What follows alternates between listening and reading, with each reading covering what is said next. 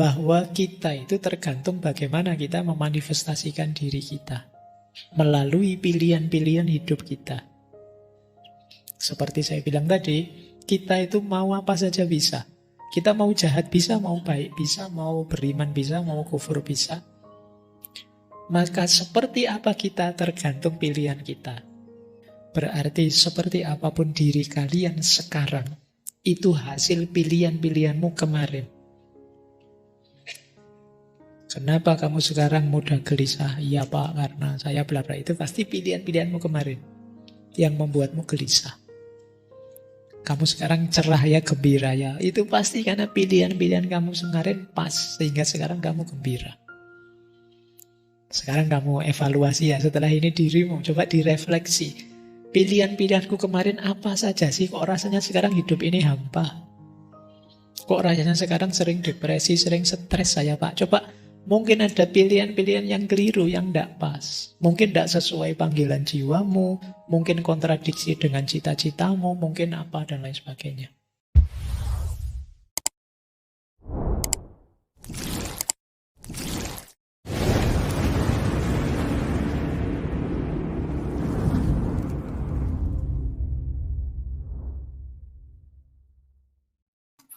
Assalamualaikum warahmatullahi wabarakatuh. Bismillah. Mari kita lanjut lagi belajar kita, ngaji kita. Jadi intinya ngaji filsafat itu ya ngaji, kita belajar ya. Segala yang di luar itu bonus. Jadi bonus itu ada, alhamdulillah, tidak ada ya, tidak masalah. Bahkan termasuk pemahaman kita, kepandaian kita, itu ya anugerah sebenarnya bonus. Karena yang bisa kita lakukan hanya belajarnya. Maka ayo kita mulai ya, nawaitunya belajar. Baik, kita mulai nggih. Peran guru. Kata John Dewey, guru adalah utusan Tuhan yang sebenarnya dan pengantar ke kerajaan Allah yang sejati. Ia bukan seorang taskmaster. Saya tidak tahu ini, mungkin istilah yang diambil untuk kemarin kan ada superhero itu. Melainkan seorang pembimbing dan penolong. Jadi guru adalah utusan Tuhan, teacher is the prophet of true God, and the user in of the true kingdom of God. He is not a taskmaster, but a guide and helper. Jadi guru itu bukan tukang memberi tugas. Jadi kalau guru hanya tukang memberi tugas, muridmu kalau kalian datang mesti enggan. Wah, gurunya masuk, tugas ini mesti. PR ini mesti. Jadi kamu jadi pribadi yang dienggani kalau tidak dibenci. Jadilah seorang pembimbing dan penolong. Untuk tahu bisa membimbing mereka, kalian harus tahu siapa dan apa mereka. Mereka punya tujuan apa, mereka ingin apa. Disitulah kalian hadir, bimbing dan nolong. Kalau kalian tidak kenal mereka, tidak tahu apa yang mereka inginkan, ya kalian mau menolong apanya? Jadi jadilah seorang pembimbing dan penolong. Makanya kata John Dewey, the teacher's business is to identify the needs and capacities of students and to guide their development accordingly. Jadi tugas guru itu mengidentifikasi kebutuhan dan kapasitas siswa, lalu membimbing perkembangan mereka sesuai dengan kebutuhan dan kapasitas tersebut. Jadi tugasnya guru ya pertama kenali mereka. Jangan ujuk-ujuk masuk langsung mendikte, ujuk-ujuk masuk langsung ngasih tugas. Dekatlah dengan mereka, kenali mereka, pahami level mereka. Setelah itu bimbing mereka untuk berkembang. Itulah teachers business. Jadi bisnisnya guru, tugasnya guru itu. Konkretnya ini loh, banyak orang bilang guru itu hakikatnya adalah fasilitator yang memfasilitasi, menjembatani murid-murid siswa-siswa mencapai tujuannya. Apa sih guru sebagai fasilitator itu? Yang pertama, guru itu bimbing, bukan pemilik, bukan penguasa mereka. Makanya Ki Hajar punya istilah tuturi handayani, atau ing ngarsa sung tulodo, atau ing madya mangun karso. Kalau di depan beri teladan, kalau di tengah buat kreativitas untuk mengupgrade mereka. Kalau kita di belakang, biarkan mereka berkembang, kita memberdayakan dari belakang. Kita itu tugasnya bimbing. Yang kedua, tugas kita apa? Menciptakan lingkungan belajar yang mendukung. Jadi butuhnya apa? Ciptakan. Pak, saya ingin menciptakan murid-murid yang punya karakter ini, punya kemampuan itu, dan lain sebagainya. Kita yang menciptakan lingkungannya biar dia bisa belajar tadi, learning by doing. Kemudian tugasnya guru apa? Menghubungkan materi dengan kehidupan nyata. Mungkin ada banyak amanat kurikulum, teori ini, teori itu, konsep ini, konsep itu. Sambungkan itu dengan kehidupan mereka. Ya makanya kalau misalnya memberi ilustrasi, ilustrasi dunianya mereka. Kalau mereka sukanya main HP, kasih contoh yang berhubungan dengan HP. Biar mereka nyambung dengan dunianya. Suka main kelereng, kasih contoh yang berhubungan dengan kelereng. Kenapa sih Pak Faiz kalau ngaji filsafat contohnya sering anak kuliah, anak pacaran? Yaitu karena saya tahu duniamu seputar itu. Makanya tidak usah kaget. Biasa saja sih karena kalau audiennya simba-simba yang sudah sepuh-sepuh, ya saya mengilustrasikan ketika zaman pacaran itu mereka paling cengeng-cengeng saja. Tidak seperti kalian, kalau saya ngomong pacaran kamu langsung wow gitu. Kalau saya bilang kamu yang terancam DO itu kamu langsung tergerak. Tapi kalau audiennya anak-anak kecil TK PAUD saya ngomong begitu, wassalam. Tidak akan paham mereka. Mungkin saya pernah cerita itu, saya pernah satu pengalaman salah audien. Jadi satu ketika ada kajian, saya diundang, yang undang mahasiswa. Saya tanya, ini audiennya anak-anak muda atau iya Pak, anak-anak muda. Saya membayangkan anak muda itu mahasiswa. Begitu saya nyampe di masjidnya, isinya anak TK dan PAUD semua.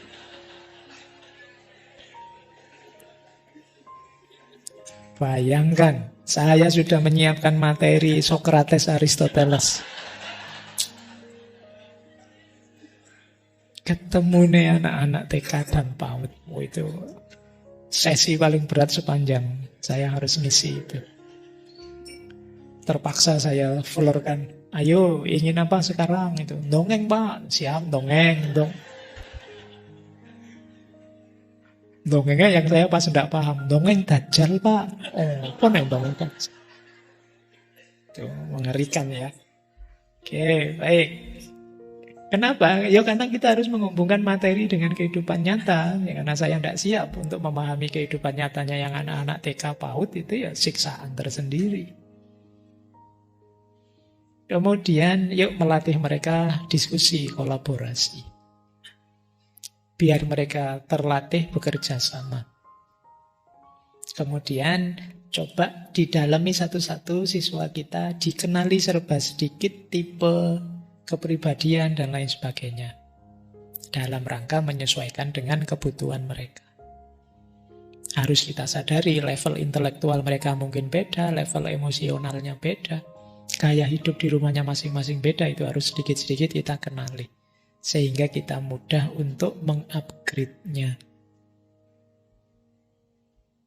Kata John Dewey, berikan siswa sesuatu untuk dilakukan, bukan hanya sesuatu untuk dipelajari. Di mana tindakan tersebut akan membuat dia berpikir. Dan itulah hasil belajar secara alami. Biarkan dia melakukan sesuatu dan dia belajar dari situ. Itulah yang tadi kita sebut learning by doing. Dan itu lebih alami. Terus beliau bilang, saya percaya bahwa peran dan tugas guru di sekolah adalah menyediakan kondisi yang memungkinkan terjadinya pertumbuhan. Jadi seperti tadi ya, kita ini fasilitator, ciptakan situasi yang membuat mereka belajar, mengalami, kemudian tumbuh. Nah, tugasnya itu sebenarnya. Jadi kita itu kayak orang yang menyediakan jalan, biarkan mereka berputar sendiri. Kita siapkan airnya, biarkan mereka berenang. Kita siapkan lapangannya, biarkan mereka sepak bola. Kita siapkan ladangnya, biar mereka bertanam. Itu yang dimaksud kita sebagai fasilitatornya. Yo, kita sambil ngawasi. Nanti kalau ada yang cocok, ada yang tidak cocok, ada yang sesuai, ada yang kurang sesuai, itu kita intervensi masuk, karena kita adalah fasilitator. Lanjut. Peran guru pertama tadi ya, fasilitator. Peran guru kedua.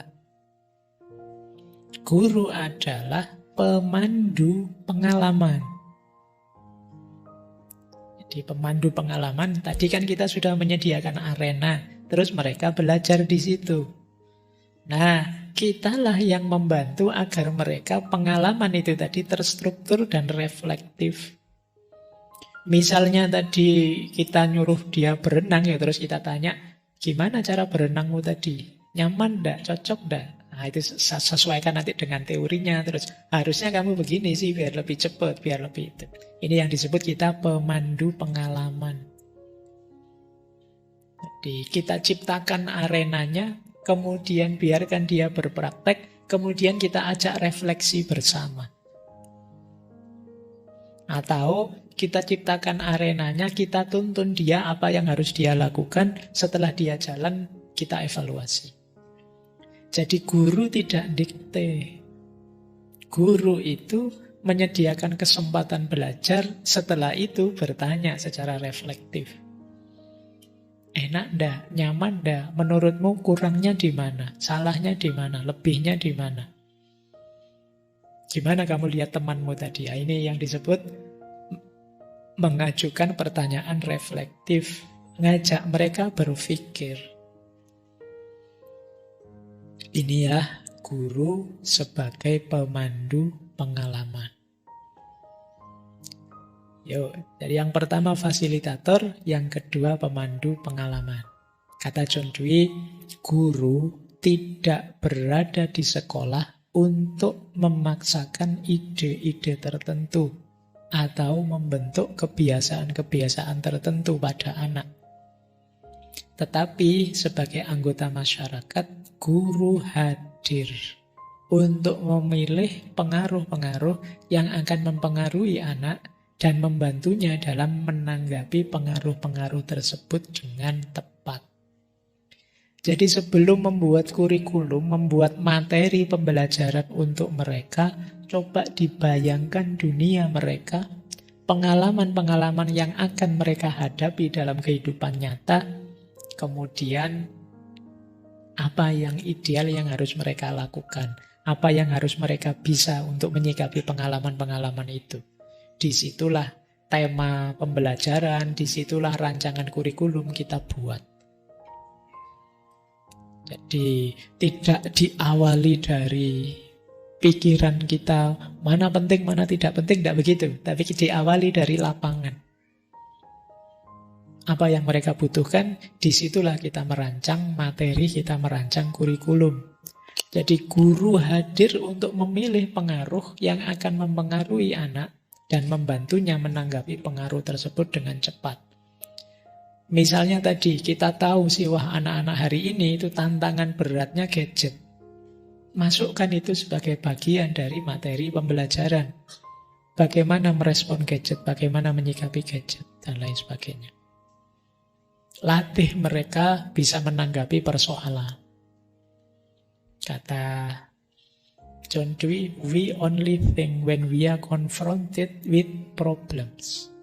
Orang itu berpikir ketika berhadapan dengan masalah. Kenapa sih tadi harus learning by doing? Dengan masuk ke pengalaman langsung, di situ kita ketemu masalah-masalah. Dan orang itu ketika dihadapkan masalah, pikirannya berputar, jalan. Kalau sekedar diceramahi, mungkin ya dipahami, diingat-ingat, mentok dihafalkan. Pikiran tidak beroperasi, hanya terbuka, menerima, mungkin hafal gitu aja. Tapi begitu dihadapkan dengan masalah-masalah, mulai pikiran mencari solusi, mencari jawaban. Itulah gunanya learning by doing tadi.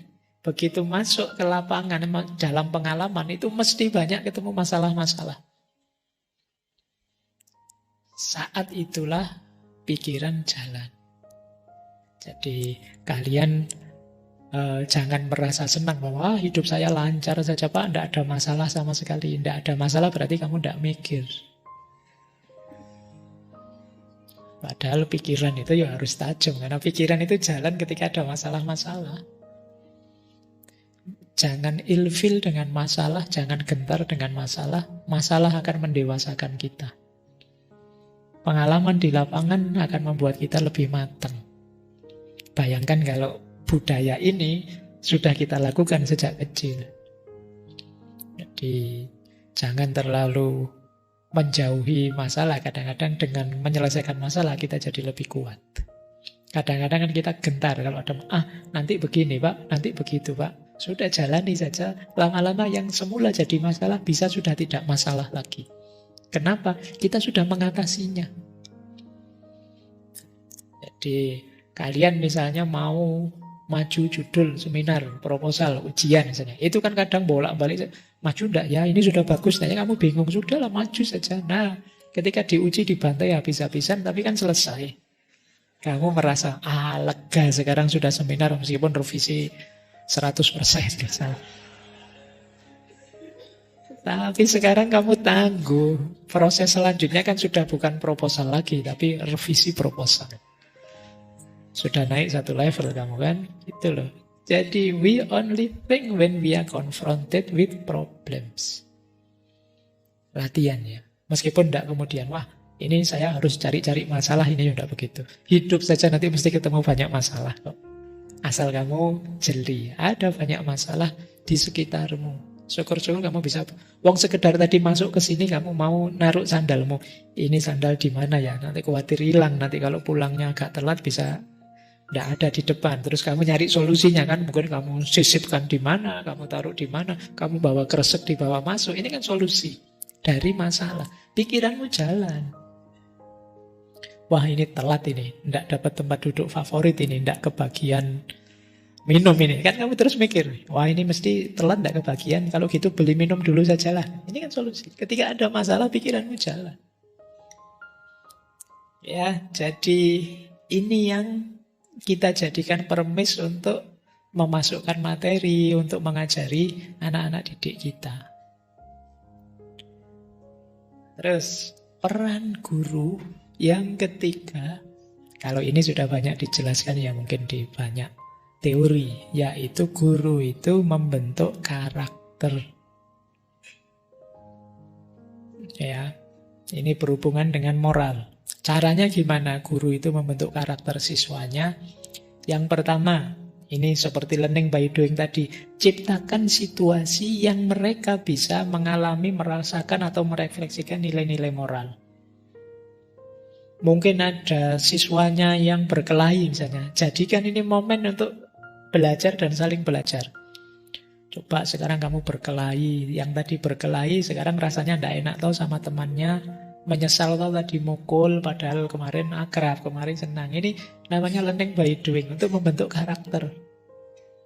Yuk saling minta maaf yuk. Nah setelah minta maaf lebih lega kan, sekarang bisa sama-sama senyum.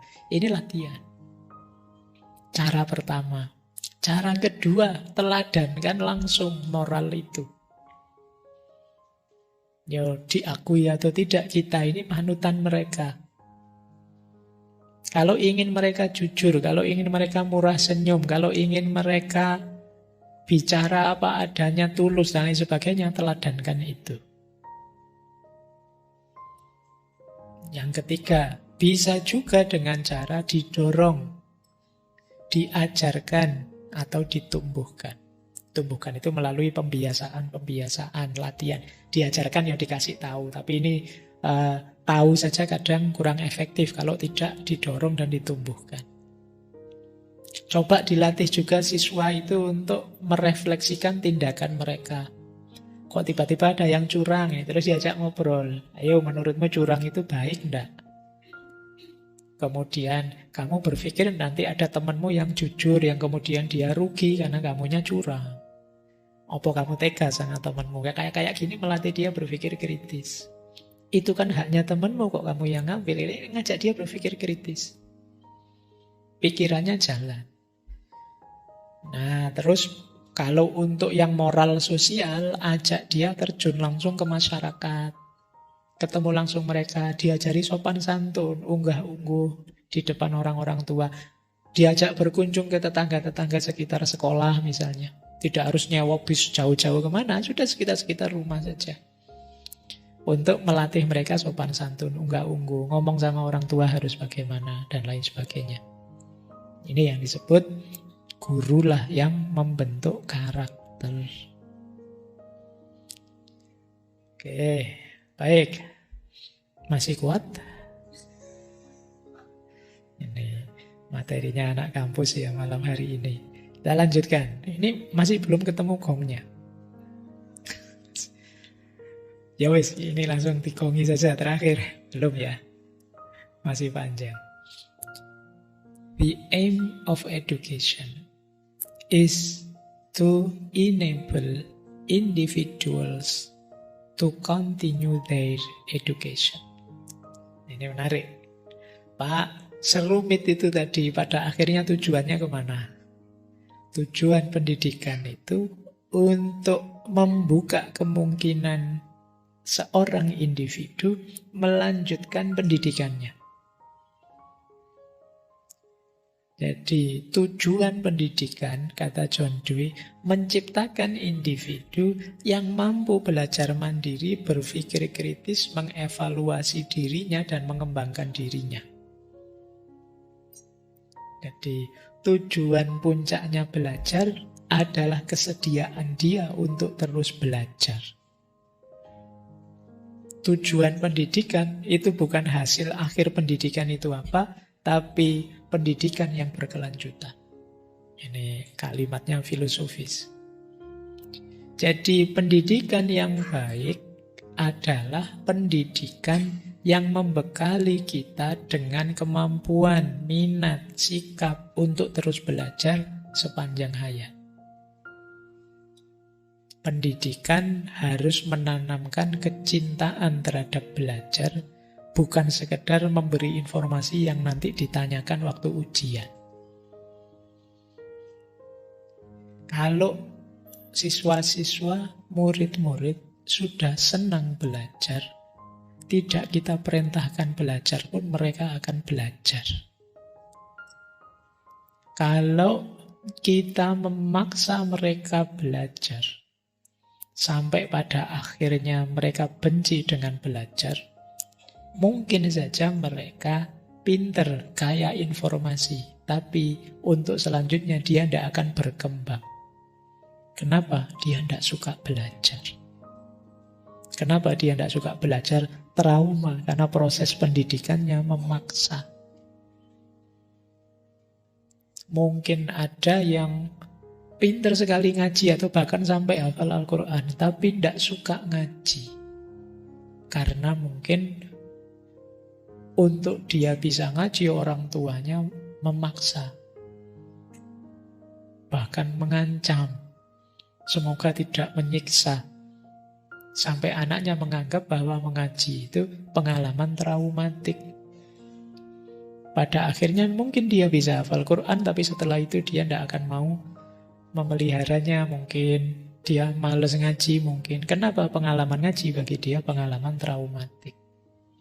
Semoga tidak ada yang seperti ini. Tapi berarti apa? Jangan dikira proses itu sepele. Jangan dikira prosedur itu hanya pelengkap saja. Ini penting, karena jangan sampai siswa-siswa kita rankingnya tinggi. Tapi setelah itu, begitu lulus, begitu lepas dari kelas kita, dia merasa bebas, merdeka, boleh apa saja. Dia tidak ingin mengembangkan ilmunya, tidak ingin melanjutkan pengembangan dirinya, karena dia merasa sekarang bebas, karena sebelumnya dia sangat terkungkung atau terikat. Nah, ini ya yang harus kita hati-hati. Maka kata John Dewey, pendidikan yang sukses itu parameternya antara lain lahirnya manusia-manusia pembelajar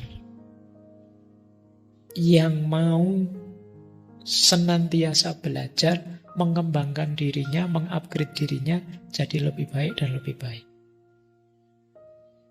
Kuncinya di situ.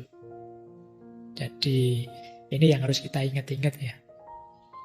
Mungkin ada di antara kalian yang lebih suka kajian seperti ngaji filsafat ini dibandingkan waktu di kelas. Kenapa begitu? Mungkin karena kalau di kelas itu ada banyak aturan, ada banyak norma, ada harus begini, harus begitu, target ini, target itu. Kalian merasa terkungkung, tapi begitu masuk ke sini, sak karepmu. Datang atau tidak, sak karepmu. Paham atau tidak, terserah. Justru kalian terus bisa santai, bisa enjoy, bisa menikmati. Nah, berarti karena kalian sudah besar sekarang, sudah dewasa, ciptakan sendiri momen itu untuk dirimu dalam konteks belajar. Mungkin sesuai jurusan kalian masing-masing. Karena itu tadi, kuncinya justru bukan orang ini jadi apa, tapi orang ini siap belajar lebih jauh tentang apa saja. Ini berarti pendidikannya sukses. Hasil akhirnya adalah kesediaan untuk belajar lagi terus-menerus. Kalau sudah nyampe satu target, ya target selanjutnya. Nyampe satu target, target selanjutnya. Kalau bahasanya Al-Quran ya, fa'idha farota fanso. Jadi tidak ada hasil final dalam belajar. Karena kita sebagai manusia selalu saja ada kurangnya, dan realitas ini senantiasa berubah. Yang memerlukan belajar terus-menerus sepanjang hayat. Nah, makanya daripada ada kium urip kuwi mampir ngombe, kita ganti saja sekarang urip kuwi mampir sinau. Mampir sebentar untuk belajar, mengupgrade diri kita semaksimal yang kita mampu, sebaik yang kita bisa. Dan proses kita menjadi sebaik yang kita bisa itulah nanti yang akan dihisab, dinilai oleh Allah. Oke, baik. Nah, setelah ini ada beberapa quotes tambahan. Materinya finalnya di sini. Ambil nafas dulu tadi. Oke ya, sebelum kita masuk ke beberapa kalimat kunci menurut saya. Kalimat filosofisnya John Dewey. Itu yang pertama.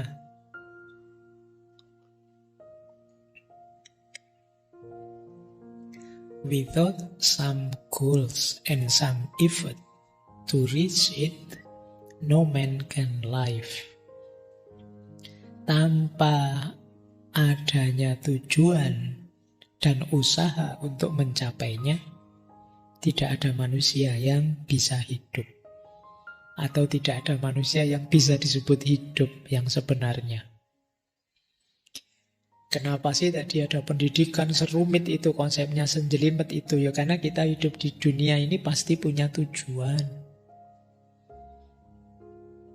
Tidak ada orang yang tidak punya tujuan. Kalau kalian tidak punya tujuan, apa kalian bisa hidup dengan sungguh-sungguh melakukan sesuatu? Kita melakukan sesuatu dengan sungguh-sungguh itu karena kita tahu tujuannya. Kalau kita tidak punya tujuan, apa bisa kita menyebut diri kita sukses? Bukankah sukses itu ketika kita bisa mewujudkan tujuan kita, ketika kita bisa mencapai tujuan kita?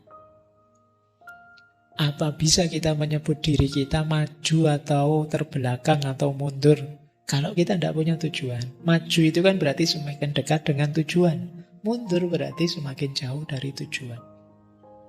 Jadi tujuan itu kunci. Kalau kita tidak punya tujuan, lah terus hidup ini kita jalani untuk apa? Kata-kata untuk itu sendiri ya arahnya mesti tujuan. Pak, saya itu mengalir saja, Pak, gitu kan. Loh, mengalir itu kan mesti ada arahnya. Mungkin kamu tidak sadar, sebenarnya ketika kamu mengalir saja, kamu sedang menyerahkan arusmu pada orang lain. Berarti mungkin tujuanmu adalah mendapat validasi dari orang lain. Jadi coba ya, sekarang masing-masing harus tanya dirinya, tujuan hidupku apa? Targetmu apa? Cita-citamu apa? Kemudian, yang kedua, some effort to reach it. Usaha untuk mencapainya. Tapi sepenting itu pun tujuan, lah kalau kita tidak berusaha untuk mencapainya, buat apa? Jadi hidup itu sebenarnya tentang menetapkan tujuan dan berusaha mencapainya. Itu baru disebut hidup. Baik, ini quotes pertama ya. Ini nanti dihubungkan dengan pendidikan. Berarti ya manusia itu butuh pendidikan demi mewujudkan tujuan-tujuannya. Tadi saya sebut kita itu paket potensi yang tidak akan aktual tanpa upaya-upaya mewujudkannya. Pendidikan salah satu di antara upaya itu. Oke, quotes pertama. Quotes kedua. The self is not something ready-made, but something in continuous formation through choice of action. Diri bukan sesuatu yang sudah jadi, tetapi sesuatu yang terus terbentuk melalui pilihan tindakan kita. Ini pandangan seperti ini populer di kelompok filosof eksistensialis. Bahwa kita itu tergantung bagaimana kita memanifestasikan diri kita melalui pilihan-pilihan hidup kita. Seperti saya bilang tadi, kita itu mau apa saja bisa. Kita mau jahat bisa, mau baik bisa, mau beriman bisa, mau kufur bisa. Maka seperti apa kita tergantung pilihan kita. Jadi tidak ada, Pak, aslinya saya itu jujur loh Pak, cuma ya belakangan ini aja sering bohong misalnya gitu ya. Ya tidak ada aslinya. Begitu pilihanmu milih bohong lagi, berarti hakikat dirimu adalah seorang pembohong. Karena kamu itu jujur bisa, bohong bisa, tapi kamu milih bohong terus, ya berarti sekarang kamu sedang membentuk dirimu, mengaktualkan versi pembohong dari dirimu. Rajin bisa, males kamu bisa. Maka jangan salahkan, wah itu mungkin saya takdirnya males ini Pak. Kamu rajin bisa kok, tapi kamu milih males, dan akhirnya ya nasibmu terbentuk seperti itu. Jadi kita itu bukan paket yang sudah jadi, tetapi sesuatu yang terbentuk melalui pilihan-pilihan diri kita.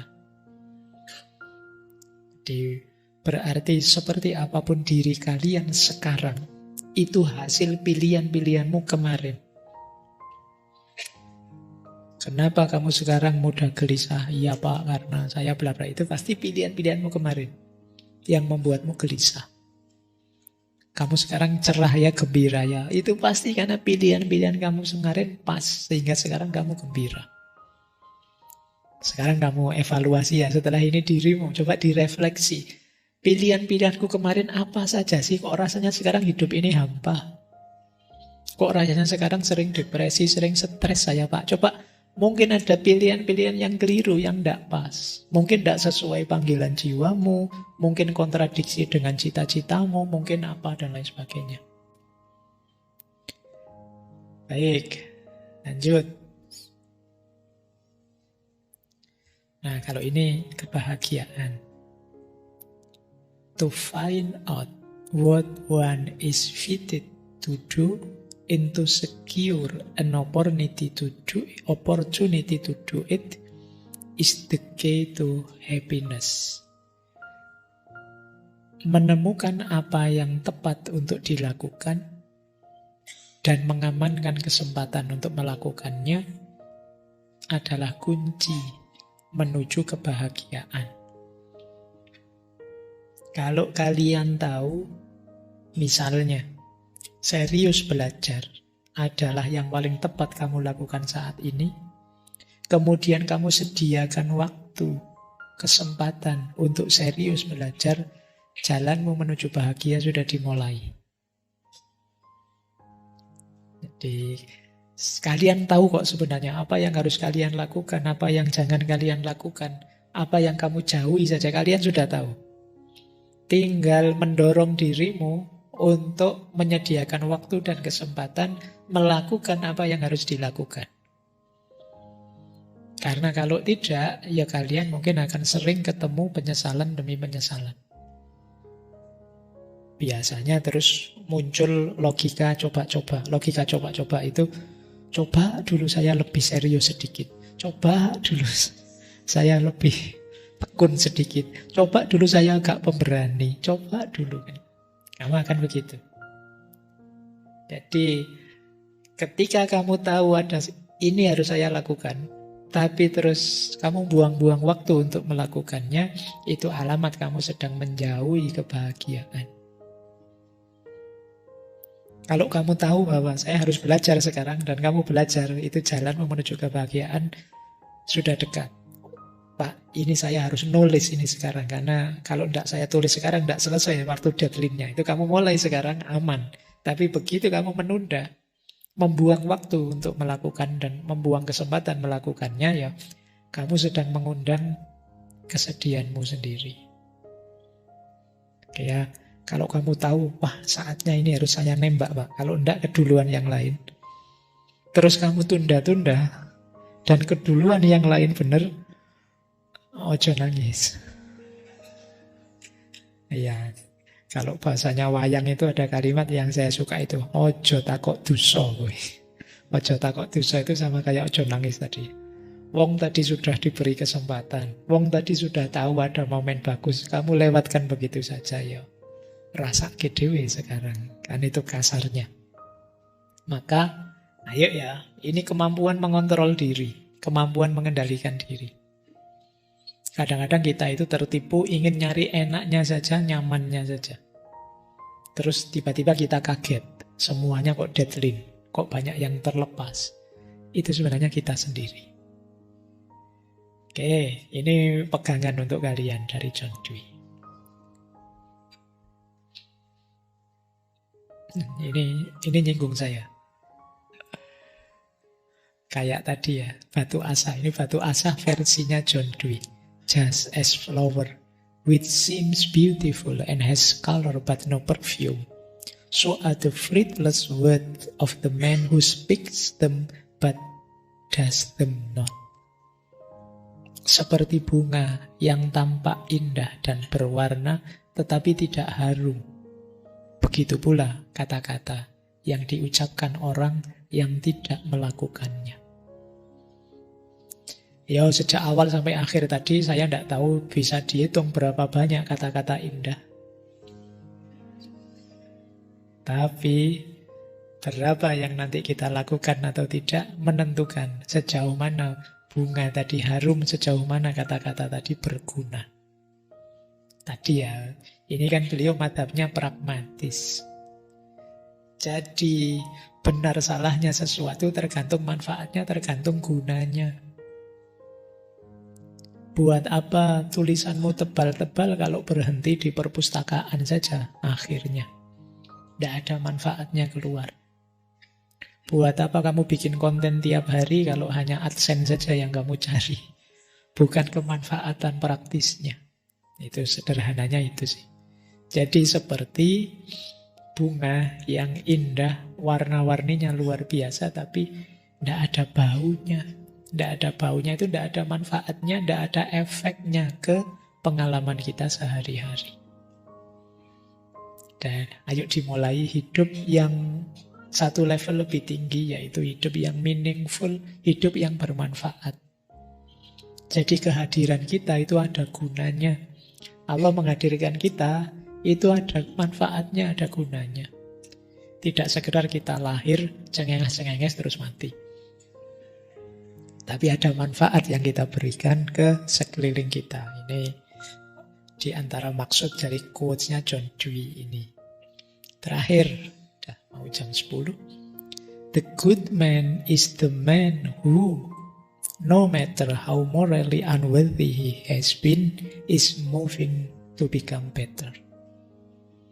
Orang baik adalah orang yang meskipun begitu buruk moralitasnya sebelumnya, terus berusaha menjadi lebih baik. Jadi orang baik itu bukan orang yang sudah baik. Orang baik itu orang yang berusaha menjadi lebih baik. Kenapa begitu? Ya kalau kalimatmu bahwa sudah baik itu menunjukkan bahwa orang ini sudah final. Pasti baik, padahal tidak begitu. Kan kita punya rumus, tidak ada orang yang sempurna. Bahkan kebaikan pun ada konteksnya, ada momennya. Kalau ruang dan waktunya tidak pas, yang semula baik bisa saja berbalik jadi bencana, jadi masalah. Oleh karena itu, jadilah orang yang berusaha lebih baik. Bukan orang yang merasa dirinya sudah baik. Begitu kamu merasa sudah, kamu akan mandek, berhenti. Tidak ingin berkembang lagi. Wong sudah baik. Maka orang baik itu bukan orang yang merasa dirinya sudah baik, tapi orang yang berusaha menjadi lebih baik, seburuk apapun kondisi dia sebelumnya. Jadi maka kan ada itu hadisnya yang bunyinya bahwa Muslim yang baik itu yang yaumuhu khairun min amsihi. Hari ini lebih baik dari kemarin. Entah seperti apa kemarin itu, tapi sekarang lebih baik. Itu berarti orangnya ini orang yang beruntung. Kalian juga semoga begitu. Jadilah orang yang senantiasa lebih baik. Wah berat ya Pak? Enggak. Kalau kalian mau, kalian akan bisa jadi lebih baik, lebih baik. Ini kan sebenarnya tergantung durasi waktunya. Ya tidak dibayangkan tiap detik saya lebih baik Pak, ya kemantepan. Ya mungkin Pak semester kemarin itu IP saya meningkat, ini kan lebih baik namanya. Pak minggu lalu saya tidak ada puasa Senin Kemis ya Pak, sekarang ada Pak misalnya, ini lebih baik. Atau tahun lalu Pak saya pernah loh sholat tahajud, sekarang saya tahajudnya lebih panjang dari tahun lalu misalnya, ini lebih baik. Padahal itu tahunan, tapi pastikan hidup kita lebih baik. Jangan lupa hidup kita ini multidimensi kok.